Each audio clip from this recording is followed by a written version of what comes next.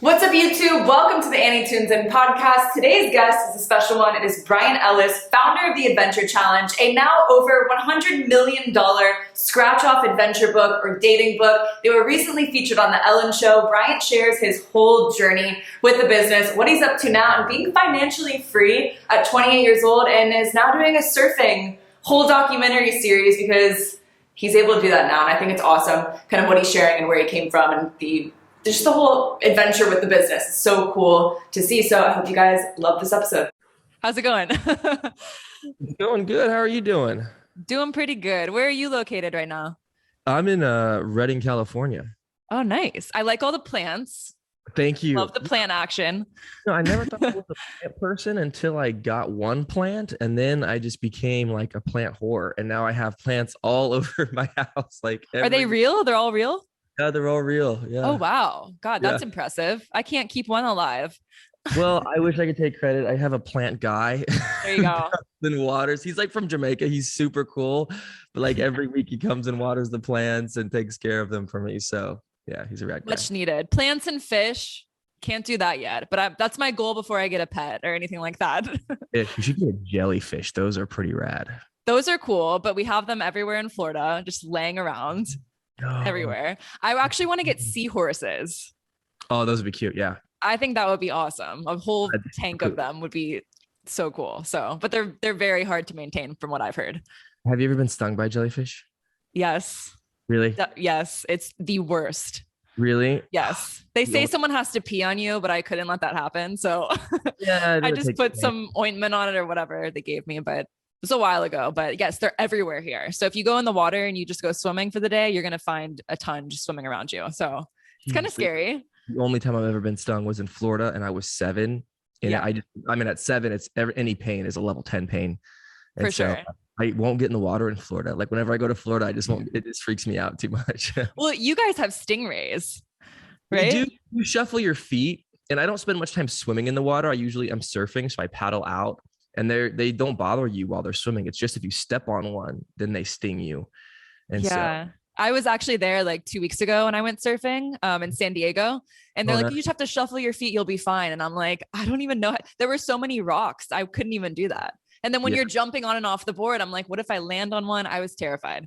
So. Oh, same. Yeah. Never let my feet hit the floor. Even when jumping off a wave, you just keep your feet above the ocean floor. Otherwise, you could get stung or stabbed. I'll try that next time. I'm definitely going to come back soon and surf. So, all right. So you have a business called the Adventure Challenge, which is so cool to me. So the first thing I kind of want to ask you is how you got started with that. Because I know you weren't in that space before you got into this. It's been like 3 or 4 years, right? Since you started the company? Yep. Started the company April 2nd, 2018 is when I started making prototypes for the company. Bought the LLC September 25th of 2018. Dang, it hasn't been that long. That's so cool. Yeah, so how'd you get started in it with the idea and just everything? The idea came out of nowhere. Honestly, I wasn't thinking about ideas. I wasn't trying to think of a company to start. I was thinking of ideas on how to make some passive income because I've always been an entrepreneur. And my idea was I'm going to build a real estate photography company here in Redding because there wasn't a lot of competition and the competition was pretty weak. And I was like, I could do better. So that was kind of what I was going to do because I had just gotten fired from a job that I really liked. And I was like, I'm going to do that. But something in my gut, when I got the idea for this book, I was like, man, I wish it just existed so I could have it and I could use it with my friends because I have ADHD. I don't like sitting down playing Settlers of Catan or, all those other board games. I just go crazy. Yeah. Man, if there was a game where every time you played it, you did something different, but also you didn't know what you were going to do until you played it. Like kind of like Jumanji, the old school. Yeah. I'm like, dude, that would be rad. And so that's when I got the idea. And I was like, you know what? I bet if I make the book, I could take it with me when I do any public speaking or things like that. And I could just sell it at a little booth. Was not thinking e-commerce, was not thinking anything big scale. And so that's what made me start it is I was like, I just want to make a book that I have that I can sell when I do public speaking and that I can, sell to my friends and family and they can play it too. And then I can get out of game night because we can do something more fun. And then as I started to create the idea, I started to get a lot more vision for it, a lot more idea for it turning into a company. Something in my gut was like, this is going to be a multi-million-dollar company. I told a few friends that I thought I was crazy. Fair enough. I'm like, this book turning into a multi-million-dollar company. And Yeah. So I literally spent 6, 7, 8 months making prototypes, and I had no idea how to make prototypes. So it was just a lot of stumbling in the dark until I figured out how to do it. And then once the prototypes were made, then more doors started opening up for investment and things like that. So when you say prototypes, is this you kind of coming up with a creative concept behind it and maybe like drawing out ideas? What was kind of like the original process behind the prototype? Yeah. So, I mean, yeah, so the product didn't exist yet, so nobody, I was hoping there would be maybe something close to it. There was nothing out there. The only books that had any kind of scratch off material in it were like, it's like this children's hangman book where you play hangman by yourself. Like you pick a letter, scratch it off. It says yes or no. And then so that was the only thing that existed. So I was like, okay, so I have to start from like scratch, no pun intended. And literally, had to buy lottery tickets, scratch material, and had to like cut it into little squares, place it over, the little copy of Adventure. And then I was like, well, how do you put a Polaroid picture in here? And then so I bought this double-sided photo tape, placed it there next to it. And so, I mean, I have them hanging on my wall over there, the original prototypes. They're just really shitty looking prototypes, just, super janky. But what that allowed was for me to show my vision to somebody else, and a lot of times entrepreneurs get stuck on like, well, I don't know the next step to take. It's like, well, you always have a step you can be taking. You just don't think that step's going to have a big impact. But it did. Even just creating a really shitty looking prototype, I was able to show it to a friend. The friend helped me make a less shittier prototype. I was able to take that less shitty prototype and show it to another friend who helped me make even a better prototype. And then that happened 3 or 4 times before I was able to send it to a manufacturer and said, this is my vision, make it professionally. And then they sent me a professional version of the idea that I had created several prototypes of. So you have concepts behind like relationships, like different dates, different family nights with friends, a cooking one I think I saw as well, that's really cool to me. So when you come up with these ideas, and I'm sure, now you have a team of people behind you, but at the beginning, did you kind of like look at something and you're like, oh, that'd be fun to do? Like, how did you come up with some of these ideas? And like, what are some, just for people that aren't aware of what it is exactly?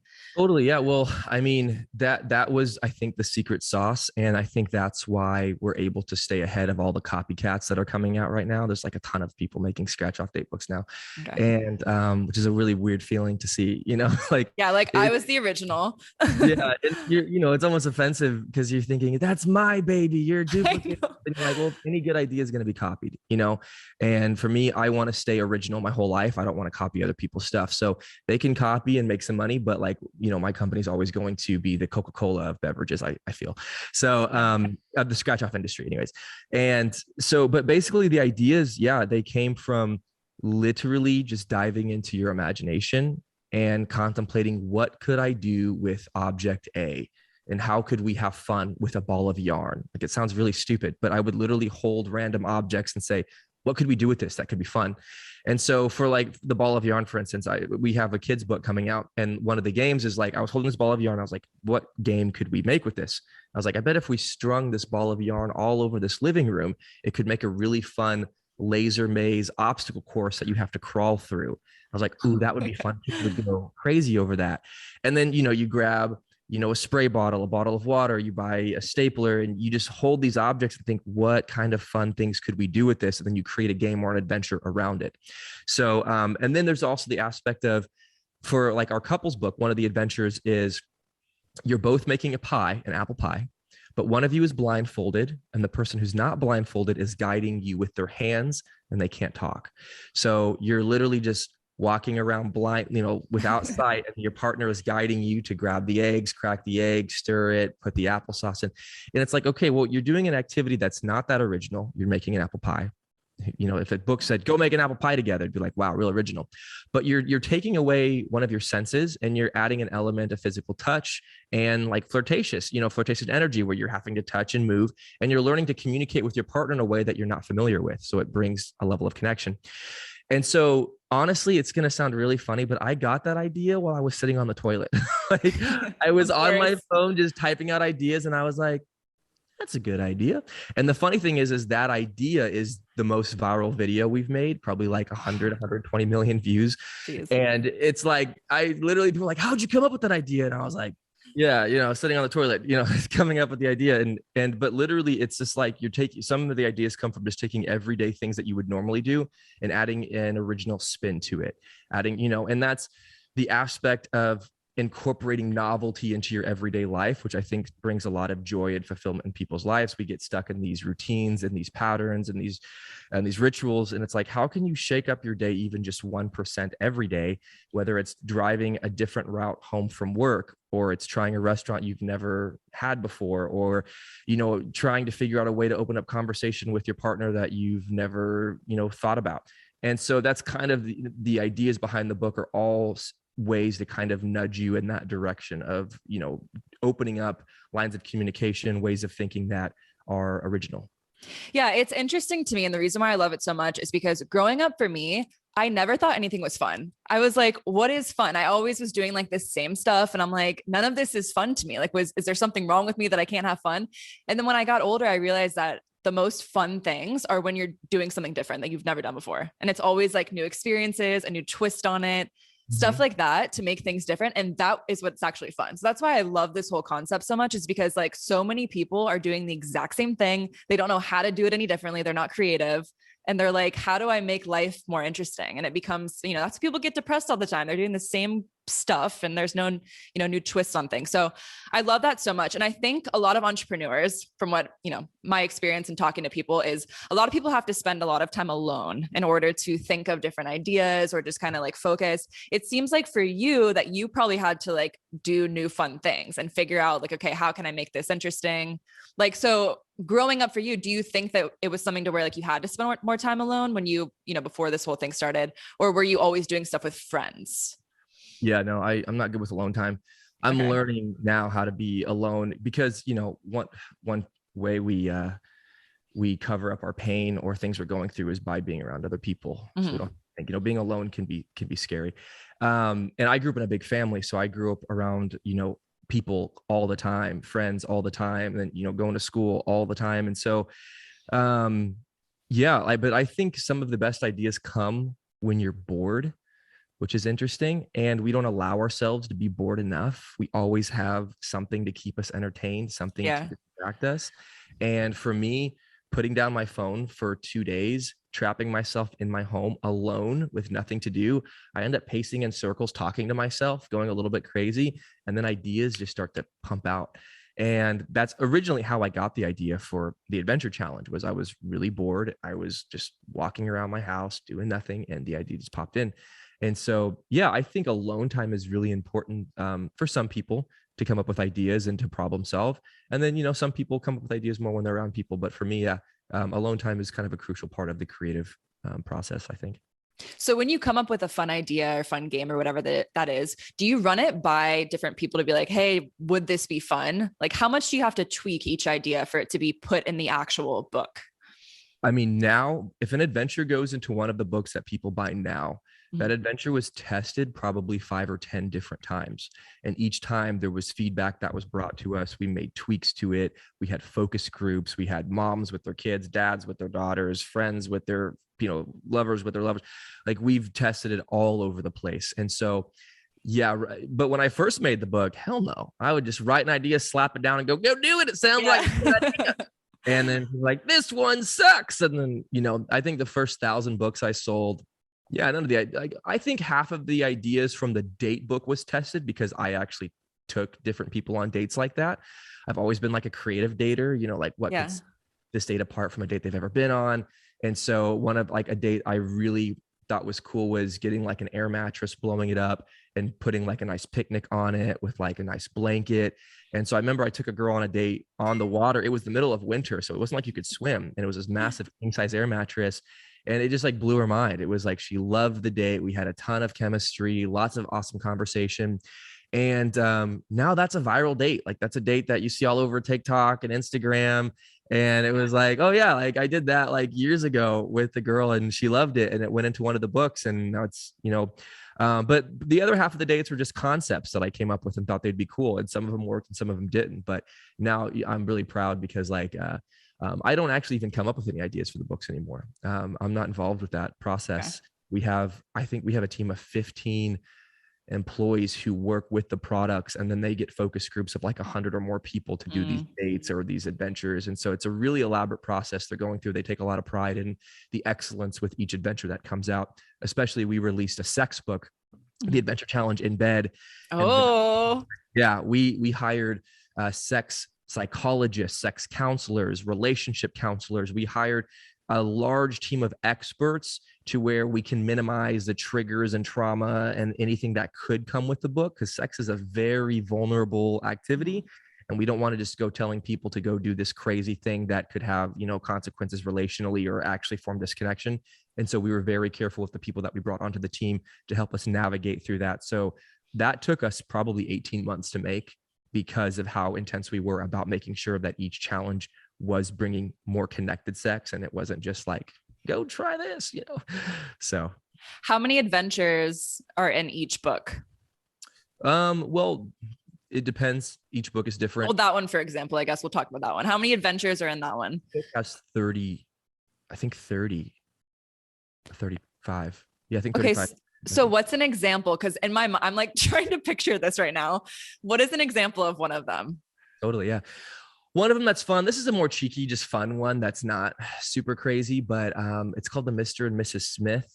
Mr. and Mrs. Smith. Yeah, I think that's the right name for it.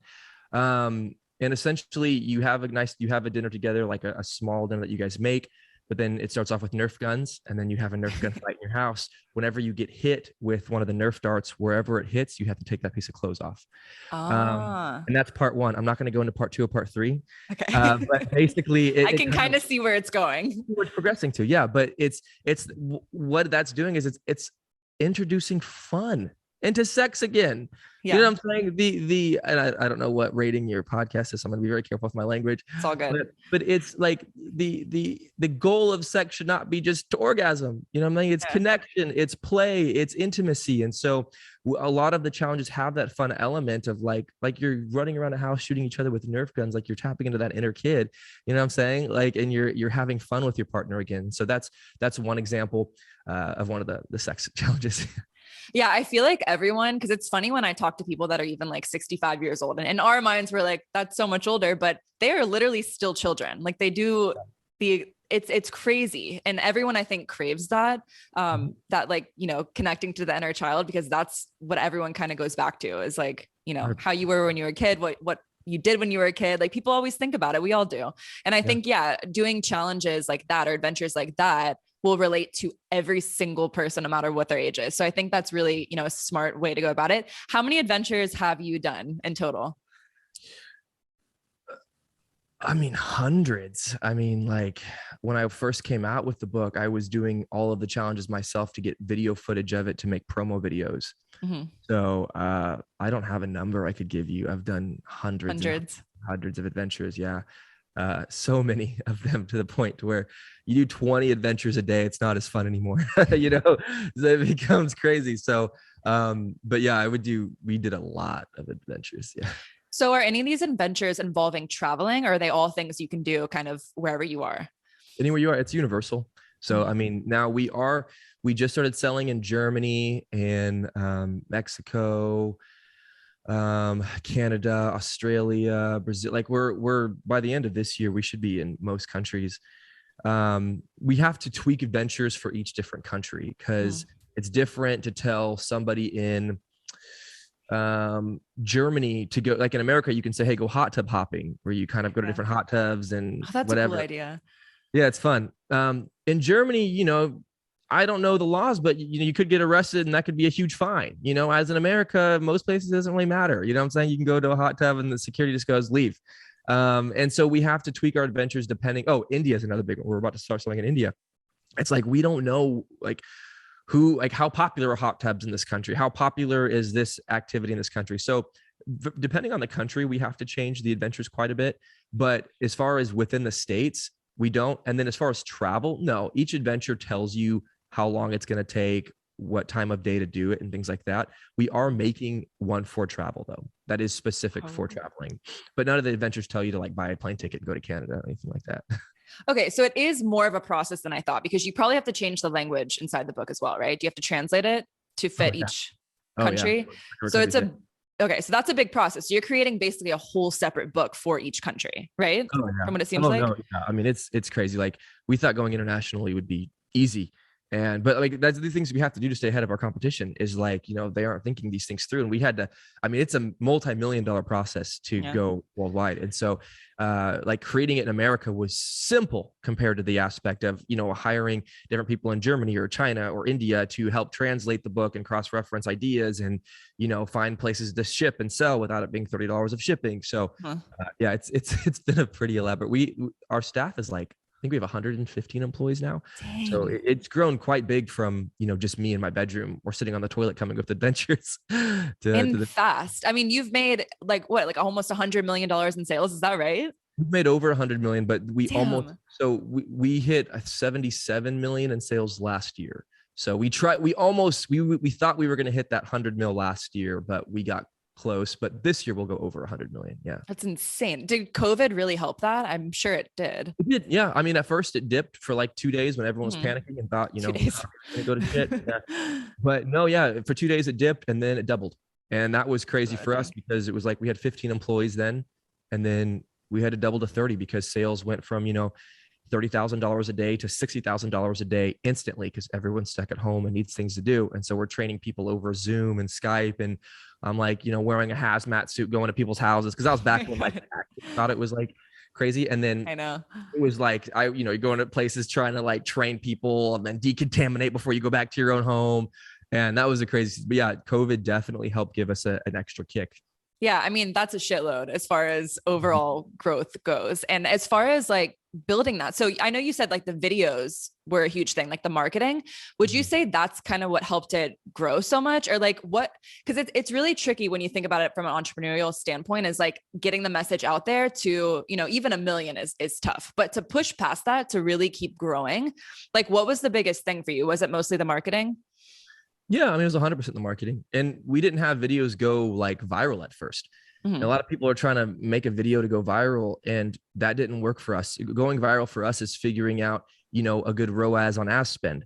It's like, how much do we need to pay for each customer, and how can we get that cost to be profitable? So anyone can sell, I would say, most people could sell $1 million worth of product, but are you making any profit off that? If you're selling dollars, if you're selling dimes but charging $1, you're not making any money, And so that's what we had to figure out. It was like we were selling at first, but we were paying $50, $60 for each customer, and we're making $40 a customer. So it was like, that's unsustainable. So we had to keep making video after video after video to test it until it was like, oh, we're paying $3 a customer now.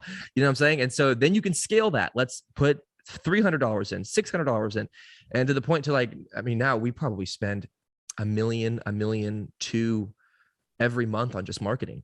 And so like, but we're getting a very healthy ROAS from that. We're making all of that back and more. And so, and we've had videos go viral. Like, I don't know if you know the TikToker Jimmy Darts, but he's a friend of mine here. He's from here, and now he's off in LA, changing the world and doing big things.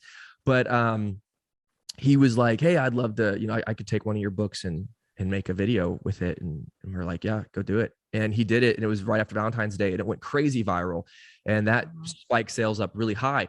But, viral videos only have a spike. They go up and they go down. So you can't be dependent on viral videos. You have to create video content and marketing content that is scalable with, dollar spend. And so, but that really helped us a lot. And then we were on Good Morning America, and then we were on QVC, and then we were on all these different TV shows. And those are good spikes, but they don't sustain us. They were just like little kicks and kick in the pants to boost us. And so, yeah, I would say like people focus too much on trying to go viral or trying to get these influencers to do like a one-off thing to take off. It's like, no, you have to find a consistent way of pushing your content out, that get people to buy it. Yeah, that's so true too. I think everyone is trying to chase like that viral video, and you're so right about that. It's like people remember it for a second and they share it for like a week, maybe at most. Mm-hmm. And then it's kind of like you forget about it. The next thing's out there. So when you go back to the first videos that you made, when you finally figured out like what was the right way to go about it, like your maybe like your first video that you were like, okay, this is working. Let's be consistent with that. Do you remember what that video was? Yeah. I mean, we had a guy who was running ads for us at first, and he was overcomplicating it. It was too complex. People think, to make money off of a video ad, it needs to be high quality. It needs to be elaborate. There needs to be a storyline. I'm like, no, it doesn't. Like it can be 5 seconds. And so I was looking at this ad that just wasn't working. It wasn't making good ROAS. And I said, hey, just make the caption say best date idea ever. That works. It worked like crazy, like it 5x what we were doing at the time. And that's crazy because I'm like, it literally was just a simple best date idea ever. It's not the best date idea ever, but that it grabs people's attention. And it was the helpless baker. It was the one them baking a pie. And we've had lots of video content out there that we've made where it's just simple. Like I made the video that, that video in particular got hundreds of millions of views. I made it on my iPhone and I edited it on iMovie. Like, I didn't use elaborate camera setup. I didn't have, DSLR with bokeh effect in the background and people lapelled up. It was like, I hired 2 friends. I gave them $50 Visa gift cards, said, hey, make a pie together, but he's blindfolded. I'm gonna film you guys. And I just followed him around the kitchen. It took 3 hours. That video made us $3-4 million.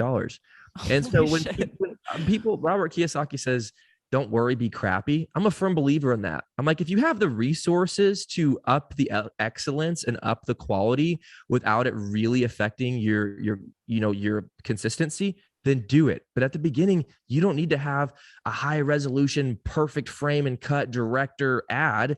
Just make it with your iPhone. Just make your message quick. Why should you buy this? How will it help your life? Why will it make your life better? Just quick. And then it converts. So most all of your videos then are probably like 10 seconds and under. They're not like these commercial videos. No, now they're more elaborate. Now we have elaborate commercials. We just made a commercial with, was it called Sleeping at Last? Is that the band name? Sleeping at Last? The Twilight? No, I wish I knew the answer to this. I don't know. Sleeping at Last. My marketing team's going to kill me if they ever hear this, but yeah, Sleeping at Last. It was, they did a lot of the soundtracks for like Twilight and a lot of other movies. And we made a short film commercial and we used their music as the background. And we probably spent $150,000 on that commercial alone. And but you're right. Sleeping at Last. Yeah. Sleeping at Last. Perfect. Okay. Yes. Yeah. So that was, like I said, that commercial cost us, it's called Are You Ready for an Adventure? It's a little short film. It cost us about $150,000 to make. But we have the capital to play around with that. And right now we're trying to set ourselves up as a household name.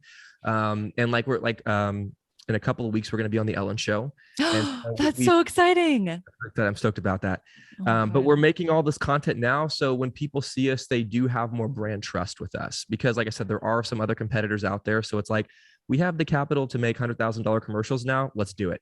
Let's make our commercials better than everybody else's. And so a lot of our commercials you'll see now are a little bit higher end, but you'll still see some commercials floating around that cost $200 to make, and someone's using a camera or it's a TikTok influencer or something like that, So do you find the best way to go about it now is not doing TV commercials, but kind of putting your commercials on things like Facebook, TikTok, YouTube, stuff like that?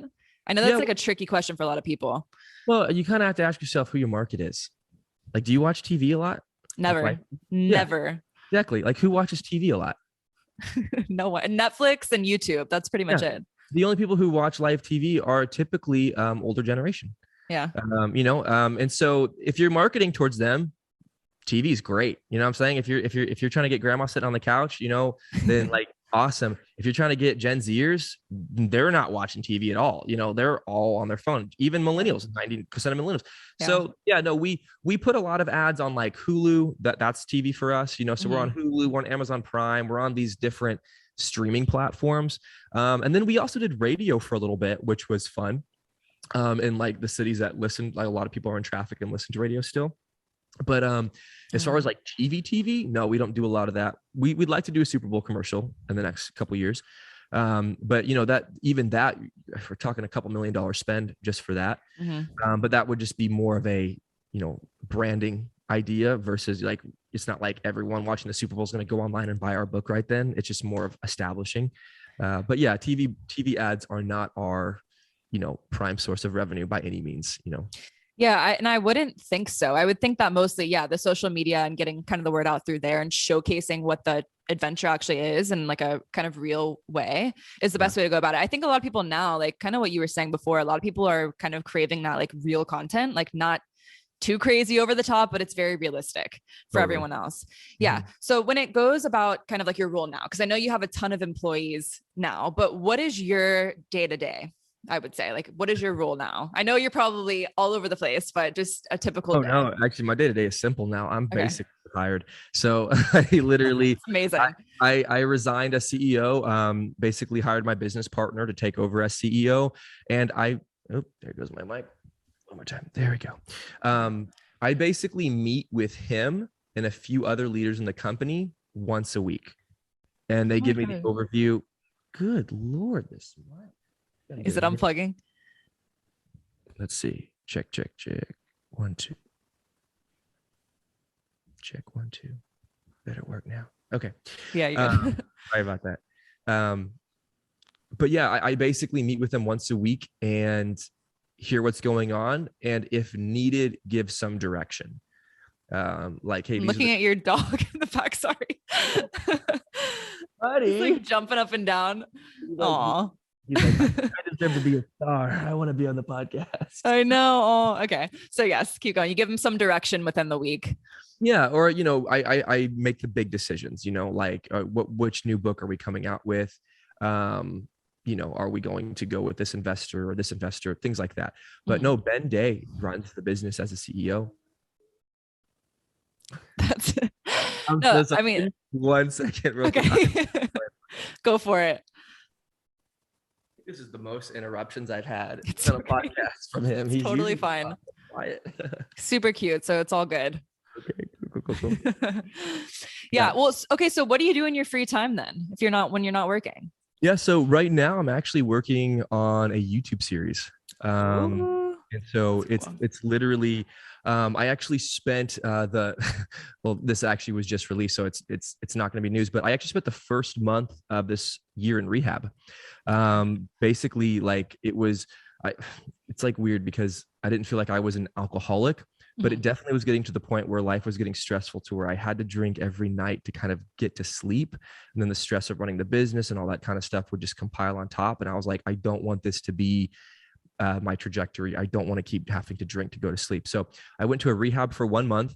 And within that month, also kind of realized I want to go after more of my adventurous side, more of like the creative, artistic side. And so I was like, I kind of want to spend this year traveling the whole world. And I want to learn how to catch a barrel surfing, like how to get tubed, you know? So cool. And I was like, but I also want it to be a journey about sobriety, finding your passion, going after your dreams, and kind of all of the shit stew that comes with entrepreneurism. And so basically I'm having, you know, a crew of people follow me around the world as I surf these different breaks and actually like get with different trainers, nutritionists, instructors, physicians, and get my body and my talent to a level where I can actually ride barrels. And so we actually just got back from the first location. We were in Oahu for 2 weeks. Awesome. Dream. I'm actually spending the whole year working on that series. And so really not hardly anything entrepreneurial or going after any new business ideas. I'm kind of just taking the year to just kind of do a lot of self-discovery and go after more of that adventurous side to bring more life.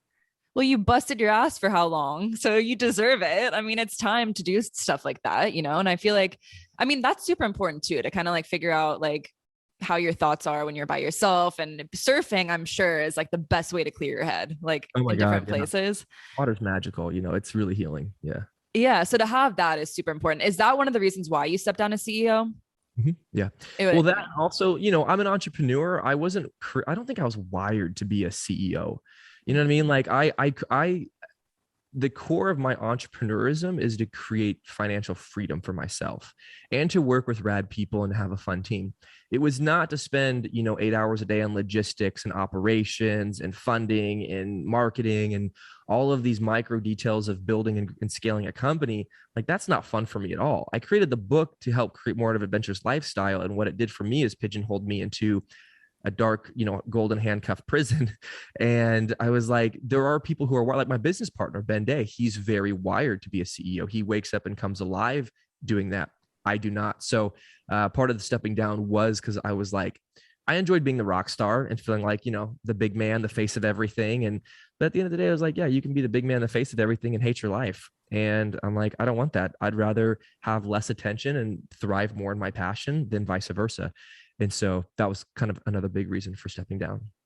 When you were in rehab, is that when you kind of like realized that when you were like, I don't want to do this? Well, as far as like, CEO. I stepped down before rehab. Okay. But rehab helped really solidify as I stepped down as CEO, but I think there was still a part of me trying to maintain the image of power, which was kind of stupid.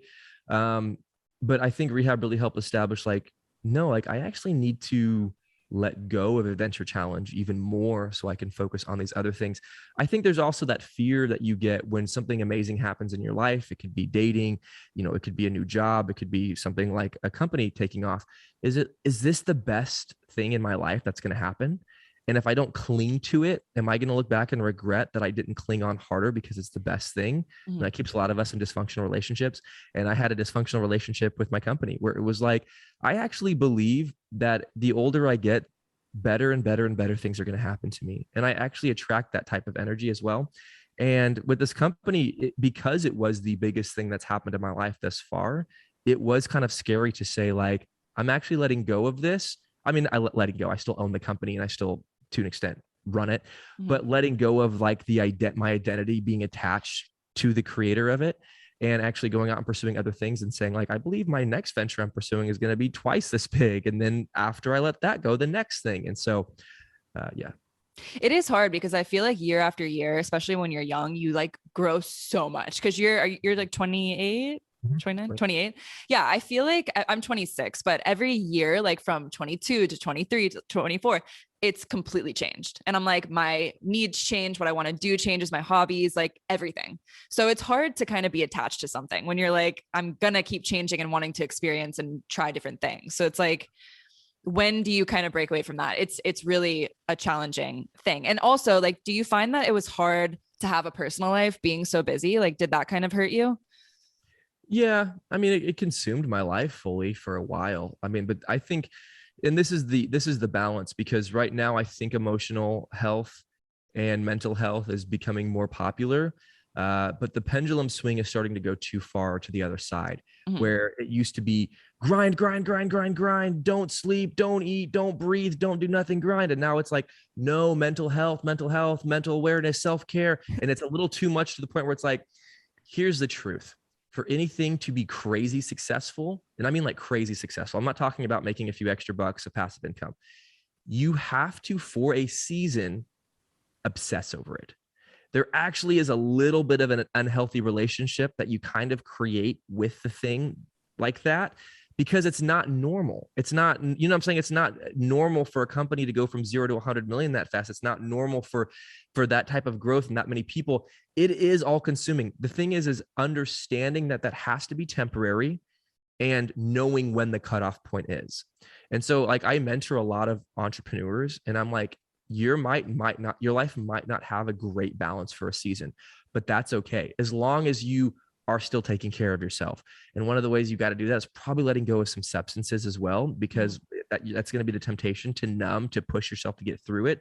But if you can let go of like some of the substances and incorporate more of a healthy lifestyle, like getting good sleep, eating healthy foods, and getting some exercise, those three things, even with an unbalanced life of obsessing over this thing, are going to dramatically improve your mental health, also improve your quality of work, and improve your lifestyle while you're going about it. But you have to have a time where you go, okay, now let's find that balance of, pursuing my mental health, family time, friend time, alone time, but also time with the company. And so it was tricky to find that balance. But I mean, now I have a really healthy balance with work and play, and it's mostly play. Oh, good. Yeah, that was actually what I was going to ask you is like, I do think that you have to be ultra focused. Like, I mean, even looking at athletes, like when when they have a meet or a game or whatever it is, like for that season that they're in, they have to give it all they got. And it's like balls to the wall type of thing. And you have to, I mean, there's no way to go around it, or else it's like you're half-assing what you really want to achieve. So I think that's such a good point. But then it's tricky because it's like, when is the cutoff point? Is it when you get kind of like depressed, when you're like burnt out feeling? Like that's the hard part.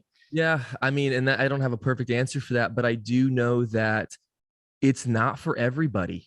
Like high level success is not for everybody. And social media is lying to us. It's telling us that you're not important, you're not significant, you're not special unless you achieve this top 1%. Mm-hmm. It really is for everybody. So there's some people who can pursue that and be in that grind for 10, 15, 20 years. Look like Gary Vee. He does not stop working, but he's so happy. Like he's so happy and he's so like, he just loves, like that makes him come alive versus somebody else who, you know, they work 4 hours a day in marketing and they feel like they want to slip their wrist. It's like, that's why it's so important to know where your passion is, because if you can partner with your passion and obsess over that, you're going to really enjoy the journey versus obsessing over something that you think is going to just give you the most attention and obsessing over that, because while you're not getting the attention, you're going to be miserable. And so, you know, you see people pursuing things like acting, and obviously there's a lot of people who have a passion for acting, but you look at the arts and entertainment industry and a large majority of them are pursuing their craft because they don't feel heard, seen, known, loved, discovered, special, whatever.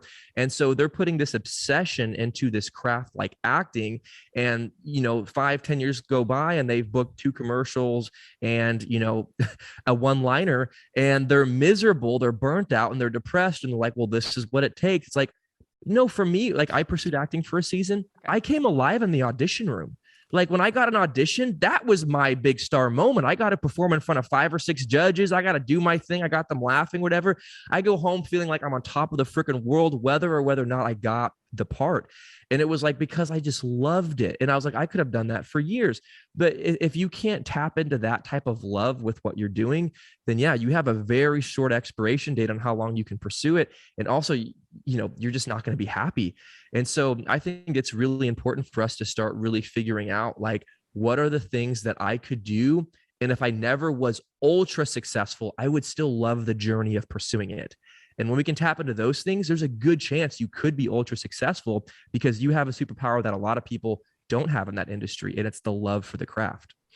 That's the thing. It's like a lot of it. I mean, everyone says this, but it's like enjoying the process. If you enjoy the process and you love it, and it's like you would do it even if you weren't getting paid for it, like that's what you should be doing. And obviously you're not going to be motivated to do it all the time, but as long as, that's happening and you're not giving up like relationships along with it. Like Gary Vee is a good example, because he's someone that I would look up to forever. And I would listen to his podcast before I started my business, and he got a divorce recently. So I'm like, okay, well, I mean, maybe there's some stuff going on. You're giving up your personal life to achieve that. And that's not the right way to go about it either. So yes, I think like finding that balance eventually is important, but it is really tough. I think with anyone, like whatever age you are, it's like, when's the right time to do those things. So now, do you have like a certain routine that you do each day that kind of like makes you feel good and makes you feel kind of like alive, I guess I would say? I mean, my routine looks a lot different. And this, I want to be very clear. Like, this is not the routine that I had before I achieved financial freedom. Mm-hmm. So like a lot of millionaires would go on and be like, you gotta get up early, work out 3 times a day, read 5 books a week. And I'm like, no, you don't have to do any of that kind of stuff like that. It's all helpful. It's adding fuel to your fire. It's not the fire that gets you to where you need to be. I think a lot of millionaires say this whole long process of everything they do every day to make themselves look better and to feel special. Yeah. I'm like, dude, you don't do half that stuff, and you don't need to do half that stuff. So, but now, because I value my mental health and my physical health and my coming alive, I have a very more rigid, intense schedule to where I'm going to bed at 8. I'm up with the sun. I'm down with the sun. Nice. I'm working out every day. I'm doing Wim Hof breathing exercises. I'm submerging myself in an ice bath every day.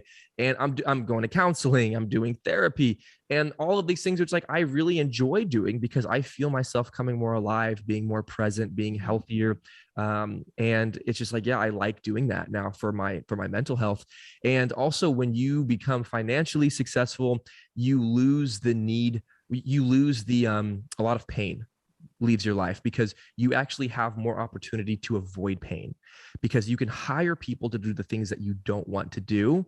And that takes away a lot of the discomfort and inconvenience in life. And so as bougie and as stupid as it sounds, I'm having to seek discomfort in order to continue to grow, because otherwise you'll kind of just plateau. You're used to everyone taking care of everything for you. You're not used to pushing yourself past your mental break, and you're not stretching and building yourself up. And so right now I'm doing a lot to stimulate growth and challenge hardship, stress, and things like that to grow. Yeah, because I mean, you're still super young. There's so much more life to live. And I know there's like always going to be things that come up. And this is like your original baby for sure. But do you see yourself ever like starting another business, or do you think this will always kind of be your baby and you're just going to focus? I mean, obviously it's hard to tell right now. I know that, but focusing on hobbies more and kind of what your passions are outside of work, and this will be your baby? Or do you find that eventually you'll want to start another business? Yeah. I mean, I think, any business that I start now is going to come from a place of fun and something I want to build for the fun of it, versus like, let's make more millions, Yeah. So yeah, 100% more companies I will create. And I think a lot of the companies I create will come out of like content production, will come out more of, because I have a real big passion for people going after their dreams, but doing it in a way that's healthy. And so I think that there's a lot of things I'm going to be creating that will turn into a company. But yeah, we'll see. Like, I definitely believe that I'll have other companies in the future. It's just not going to look the same as this one that I just built it, Yeah. Well, yeah, everything is always going to be a little bit different once you grow and you have your new experiences and the knowledge that you have behind you. So, all right. So where's next on your surfing trip with this YouTube series? I want to hear a little bit more about that. What are some of the places that you're going to be going soon? I mean, anywhere where there's a good surf break. I'm literally traveling the whole world short of it, going to shit or World War IV, so World War III. Like, I'm literally trying to, so next month I'm going to the UK, London. People are like, there's no surf in London. Yeah, there is. There's a man-made surf ranch there. That's like basically this man-made lake that creates these perfect waves. And so I've booked 25 1-hour sessions there in a week. So it's like a lot of vigorous training. And then right after that, we're going to Mexico. And we're going to be, stepping off of jet skis onto our boards, trying to get into tubes. And then we're going to the Maldives, and we're going to Bali, and then we're going to Brazil. So we're going literally all over the world where the waves are. And then we're going to some places where there's some really cool, like holistic medical practices and experimenting with different things like that. Then we're going to Alaska in May. We're going to surf, freezing cold water with like snow mountains in the background. Taking seaplanes, like we're gonna, those planes that like launch off the water, they're gonna like land right behind the surf break. We jump out of the plane into the water. What the heck? Get back in the plane and fly back. So like some really fun adventures. I'm really excited to show some of these on like social media and YouTube and stuff. You gotta have a GoPro strapped to your head or something when you do that. I'm having a whole camera crew follow me. So that sounds amazing. We have GoPros and DSLRs and sport cameras, and we're documenting the whole thing. So are you staying in Airbnbs? When I think of this, I'm thinking of like you're camping on the beach, you're waking up and you're getting in the water. Yeah, some of it will be. Yeah, is it going to be kind of like that? All right. I think it's going to be a mixture between glamping and camping. Okay. Like, there's definitely places like the Maldives. There's nothing camping about that. We're staying in a nice resort. Those are like the huts and is it like the ones in the water? Those are so freaking cool. Yeah, no, that's going to be luxurious. But then there's places like Mexico. It's like, yeah, we'll be on the beach and be waking up with the sun. But yeah, it'll be a mixture. Like Alaska will be a little bit more roughing it in the woods, I think. But going to like Bali and stuff, now we'll be staying in nice places. You got to treat yourself a little bit. Are you there's a certain timeline? It's just going to be 1 year exactly, or you don't have a specific timeline? Yeah, before the end of this year I have to get tubed. So okay. Yeah, before the end of this year, which I think is very doable.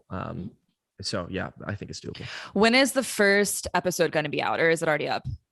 No, well, there will be some pre-episodes like promos and trailers and things like that coming out soon. I don't know when the first episode is going to come out, because I'm not sure how many destinations we need to travel to before we release a first episode. Okay. Still trying to play with how long each one is.